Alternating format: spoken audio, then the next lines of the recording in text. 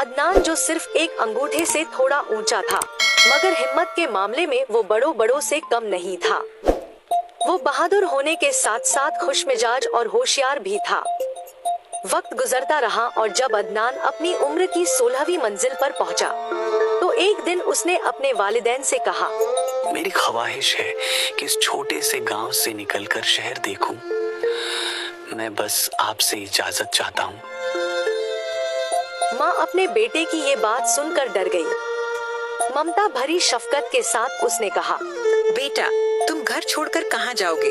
अजनबी जगह, अजनबी लोग, वो तुम्हारा मजाक उड़ाएंगे, तुम्हें तंग करेंगे। किसमें इतनी हिम्मत है कि मुझे तंग करे? अम्मा, तुम जरा ना घबराओ। काफी आनाकानी करने के बाद माँ बाप ने उसे सुल्तान के शहर जाने की इजाजत दे दी। वालिदैन को अपने बेटे की जिद के सामने झुकना ही पड़ा और कहा, ठीक है, तुम खुद को इतना बहादुर समझते हो तो हम तुम्हें नहीं रोकेंगे। इजाजत मिलते ही अदनान सफर की तैयारियों में मशगूल हो गया। उसने सुई की तलवार बनाई। सफर के लिए किश्ती उसके बाप ने बना कर दी और फिर वालिदैन की दुआओं के साथ रुखसत हो गया। सफर की मुश्किलें तय करता हुआ आखिरकार ये अपनी ख्वाहिशों की मंजिल सुल्तान के शहर पहुंच गया। ये शहर ऊंची ऊंची इमारतों और साफ सुथरी सड़कों से भरा हुआ था, जिन्हें देखकर ये हैरत में पड़ गया।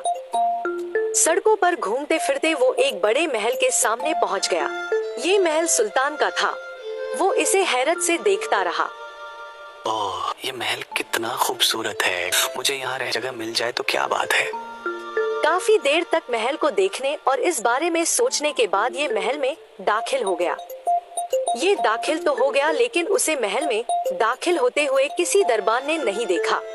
महल के कमरों, बरामदों और राहदारियों से गुजरता हुआ अदनान सुल्तान के दरबार तक पहुंच गया और सुल्तान के सामने पहुंचकर उसने कहा, मेरा इस्तकबाल करें जनाब। हाँ, ये कौन है? हमसे इस्तकबाल के लिए कह रहा है। हमें तो यहाँ कोई नजर नहीं आ रहा है। मुअत्तरम सुल्तान, यहाँ देखिए, मैं यहाँ हूँ, आपके पैरों के करीब। अदनान ने चिल्लाते हुए कहा।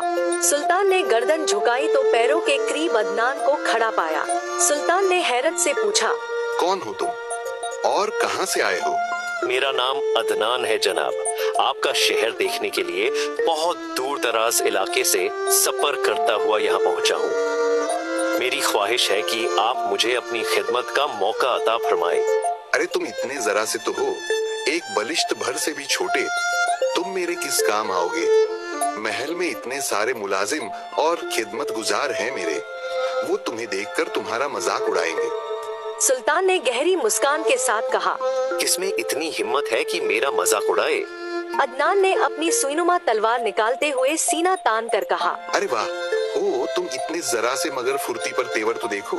सुल्तान ने ये कहते हुए खुशी का इजहार किया और फिर कहा, मैं बहादुरों की कदर करता हूँ।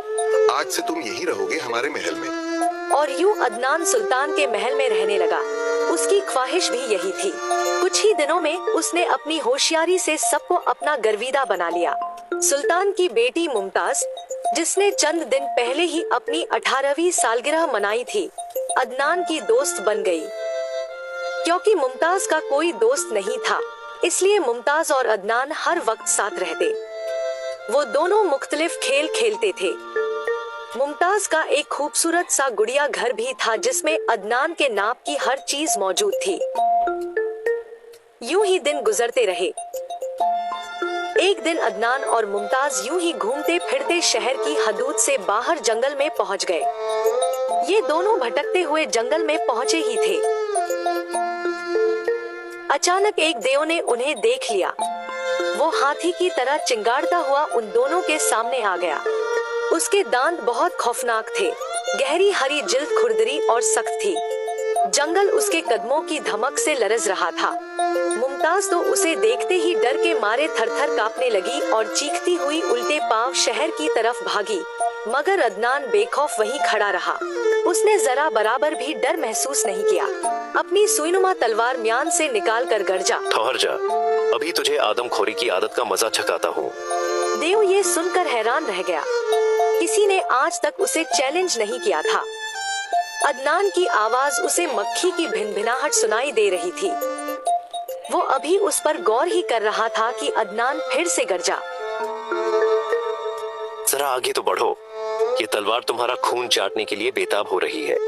देव ने अपनी गर्दन झुकाई और अपने पैरों के करीब अदनान को खिलौने की तरह खड़ा हुआ पाया और सुई जैसी तलवार को लहराते हुए देखकर बेसाख्ता उसकी हंसी निकल गई और उसके खौफनाक कहकों से जंगल गूंजने लगा। ओ गूंगे, तुम्हारी क्या मजाल, मुझे ललकारते हो? तुम तो मेरे एक निवाले की भी नहीं। ये कहते हुए उसने अदनान को 2 उंगलियों की मदद से ऊपर उठाया और गार जैसे मुंह में डाल लिया। देव के मुंह में पहुंचते ही अदनान ने अपनी सुईनुमा तलवार से उसकी आंतें काटना शुरू कर दी। उसके लगातार वार से देवहिकल आदमखोर को अपने पेट में शदीद दर्द होने लगा था और हर गुजरते लम्हे के साथ तकलीफ बढ़ती जा रही थी। वो तकलीफ की शिद्दत से चीखने चिल्लाने लगा। उधर अदनान का हाथ रुकने या थकने का नाम नहीं ले रहा था।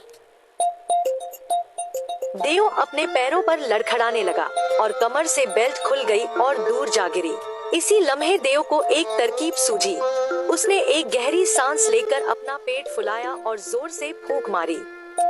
ये अमल करते ही अदनान उसके पेट से निकलकर बाहर दूर जा गिरा। देव इस तरकीब की कामयाबी पर अपनी जान बच जाने से खुश हो गया और वहां से भाग निकला। अदनान ने देव की बेल्ट में बंधी हुई छड़ी उठाई और मुमताज के पास दौड़ते हुए पहुंचा। ये छड़ी की खास बात थी कि जो भी इसे अपने हाथ में लेता, ये छड़ी उसकी कदकाठी के हिसाब से खुद को ढाल लेती थी।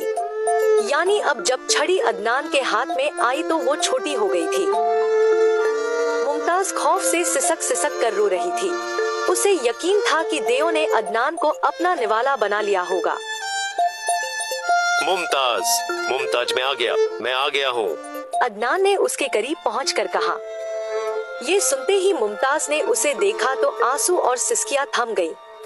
आंखों में खुशी चमकने लगी। बहुत बहुत शुक्रिया अदनान, वाकई तुम बहुत बहादुर हो। अगर तुम ना होते तो दिनो मुझे उठाकर ले ही जाता। चलो घर वापस चलते हैं, अब्बू जान हमारे इंतजार में होंगे। अदनान मुमताज के कंधे पर बैठकर खुशी खुशी छड़ी हिला रहा था कि अचानक बेख्याली में छड़ी मुमताज के हाथ में मौजूद फूल से टकरा गई और वो दोनों ही हैरान रह गए। मुमताज के हाथ में जो छोटा सा फूल था वो अब बहुत बड़ा हो गया था। यानी वो फूल अब एक इंसान के बराबर जितना बड़ा हो गया था। अब अदनान ने छड़ी को अपनी सुईनुमा तलवार से लगाया। देखते ही देखते वो एक आम जसामत की तलवार जितनी हो गई। वो आगे बढ़ा तो देखा कि एक लार्वा घास पर रेंग रहा है। अदनान ने अपनी छड़ी उस लार्वे से लगा दी और लार्वा एक अजदहे की जसामत का हो गया। अदनान, ये छड़ी मुझे दे दो, जल्दी करो, मुझे मालूम है कि अब क्या करना चाहिए। ये कहते हुए मुमताज ने वो छड़ी अदनान के हाथ से झपट ली और अपने हाथ में लेते ही मुमताज ने अदनान को उस छड़ी से छुआ और फिर उसके सामने बालिश्त भर के अदनान की जगह एक खूबसूरत, सेहतमंद, आम कद का नौजवान खड़ा था। जब वो घर पहुँचे और मुमताज ने सुल्तान यानी अपने अब्बू को सारी दास्तान सुनाई तो सुल्तान ये कहानी सुनकर बहुत हैरान हुआ और खुश भी। फिर सुल्तान ने दिल ही दिल में सोचा, ऐसा खूबसूरत और बहादुर नौजवान मेरी बेटी से शादी कर ले तो मेरी सारी फिक्रें दूर हो जाएंगी। और जब सुल्तान ने मुमताज से दिल की बात कही तो उसने शर्माकर गर्दन नीचे झुका ली, जिसका साफ मतलब ये था कि वो अपने अब्बू के फैसले से पूरी तरह मुत्तफिक है। और उसके बाद बड़ी धूमधाम से अदनान और शहजादी मुमताज की शादी हो गई और सब हंसी खुशी रहने लगे। वीडियो को लाइक, शेयर और सब्सक्राइब करते हैं।